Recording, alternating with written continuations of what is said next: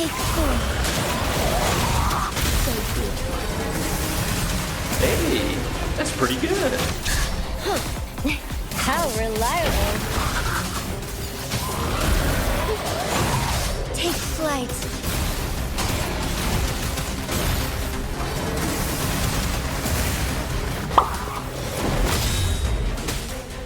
How reliable. The sky beckons. Take flight.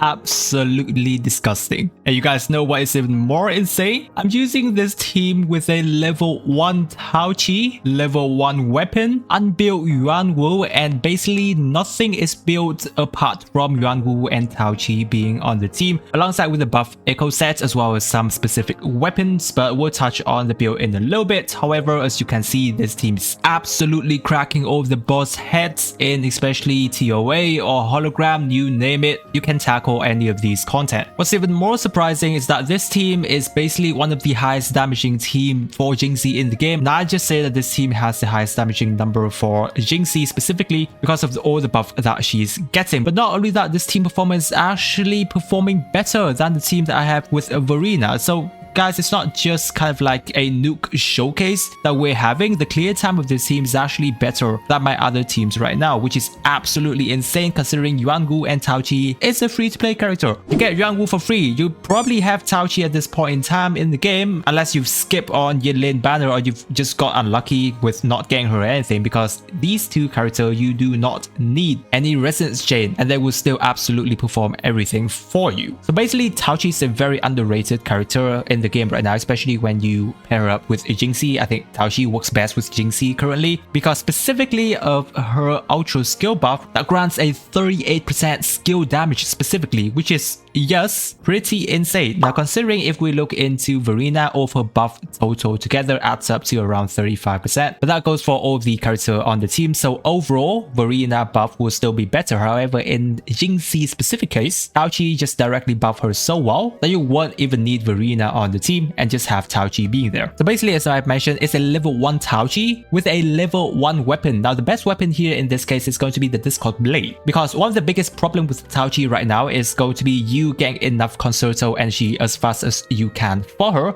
Therefore, if you have the Discord Blade, it will be one of the best weapons that you can use on her. Not to mention, it does give you energy recharge. Therefore, you get her burst back a lot faster, charging up your concerto energy that way as well. You don't really need many copy of this Discord Blade, and just a single copy would be enough. However, if you don't have access to any of the copy, then fret not, because if you just go ahead and give her the Broad Blade of Voyager, which is 3-star options, I believe you guys should have these. It also gives her energy regen on top of that, so on paper it will allow her to get even more burst uptime, which also technically charge her concerto energy as well. Other than that, the most important thing about her build is just going to be the echo set. Give her the Moonlit Cloud set, guys. That is literally the best. Give her the Impermanence Heron. As for the Bane stat, if you have defense on Impermanence Heron, that's totally fine. However, the more important thing are going to be the cost 3 echoes, because you would definitely want to give her all energy recharge echo 3, because as we've mentioned, we want to prioritize getting her burst back as fast as we can, or liberation in Wuthering wave, which is going to definitely help her a lot. Now the cost 1 and the cost 4, you can go with defense, but overall I don't think you guys need to invest into building these echoes because it does cost you a lot at the end of the day. So just leave it there at level 1, you're technically going to be fine. Talent wise, leave everything at level 1, you don't need anything. Like honestly, oh my god, like if you increase your talent, like get more inherent skill, basically it's just going to give her more quality of life, and it does increase your on-field defense, so it's going to be kind of nice. But overall, if you're good enough at parrying and dodging, you can just keep her at this level without investing and she will still perform absolutely perfectly.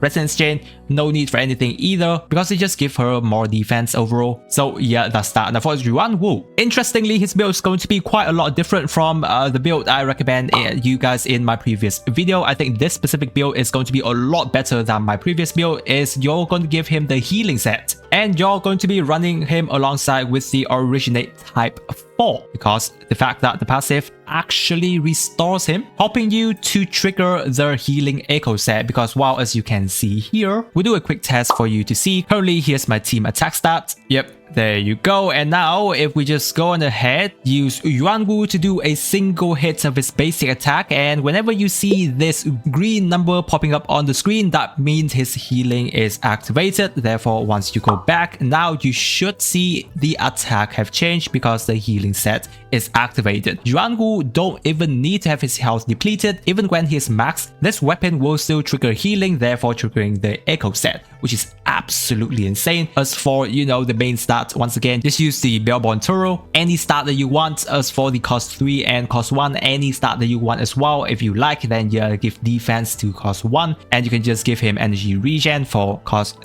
3. And then, you know, once again, as I've mentioned, talent you don't even need to invest. If you get him to level 70, you get inherent skill that expand his area of effect of his skill, which is pretty nice, but overall no need to invest into anything. Now the sequence chain is pretty interesting because while if you do have it at S4, then he does give a bit of shielding on your team, so at that point it might be a bit worthwhile for you to, you know, level up and give him more defense so that you get with shield and sustain Jinhsi a lot better from there. But overall, once again, there's no requirements on these two characters. Taoqi and Yuanwu, no investment and you will do fine. And so after I've already tested out this team a lot, here's going to be my truth, pros and cons of this team. Is that definitely we already know the upside of this team is that it's literally, I think this is the most free-to-play friendly team that you've got across any team in Wuthering Wave right now. Because guys, you are utilizing Yuanwu and Taoqi, who is considered to be some of the worst support character in Wuthering Wave back in 1.0. Now, if you look at Jinhsi, these two characters are basically S-tier support for her. So it doesn't matter if they don't work on any other team, because if they work only on Jinhsi team, that's an amazing thing, because now you have an absolutely perfect team for one TOA team, right? We basically need 3 teams in TOA, therefore leaving Yinlin, Mortifi, and Verena for a separate team that you can build. Perfect, right? No need to invest, but if you do, guys, if you do actually invest into these characters, Taoqi and Yuanwu will sustain Jinhsi so well that I don't even think you need a healer anymore in Jinhsi team ever again, because these two character defense building are just so good. Specifically, if you're good at parrying Taoqi,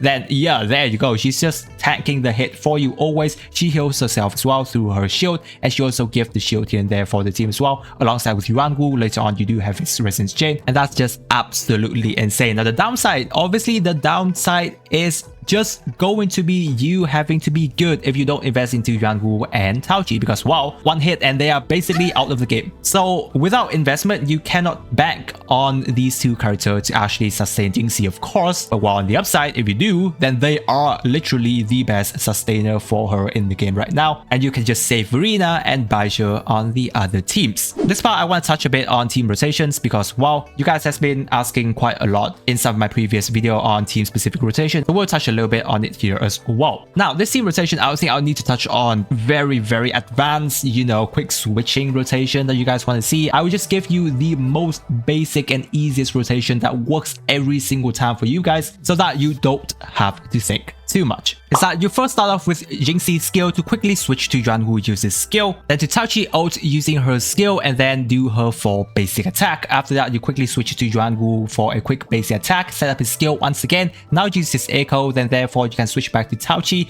do a few more basic attack, because then she should have her ultra skill ready, then you use her echo to switch into Jinhsi, then wow, there you go, then that's going to be a Jinhsi rotation of her ult, echo and skill spam rotation. Right after that, just basically redo the exact same thing and you will get a very good result. It is a very consistent rotation. I've tested it multiple times and it will always work. Now obviously, once again, if these characters aren't built for Taoqi, you know, and Yuanwu, you will have to rely a lot on your parrying and dodging skill, otherwise they do get knocked out by one hit. So while you will have to keep that in mind, but overall guys, I think this is an absolutely amazing turnaround of a table for Jinhsi. From the day that I got Jinhsi, I never expected her team to be this free to play, because I even made a video saying that Jinhsi team is not free to play because I consider her team to be a Yinlin and Verena. However, until, you know, basically a week later after we've tested everything out for her, oh my god, her team is insanely free to play. So guys, test this team out if you have Yuanwu and Taoqi and you will see amazing results. build while saving a ton of your resources. So yeah, once again, if you're new to Jinhsi, don't forget to check out my very in-depth Jinhsi build, as I'm very sure it will help you out. If you did enjoy the video, guys, don't forget to subscribe to the channel so to not miss out on my future Wuthering Wave videos. I really appreciate you guys staying with me to this part of the video, and with that, I wish you a super day, and I'll catch you on my next video.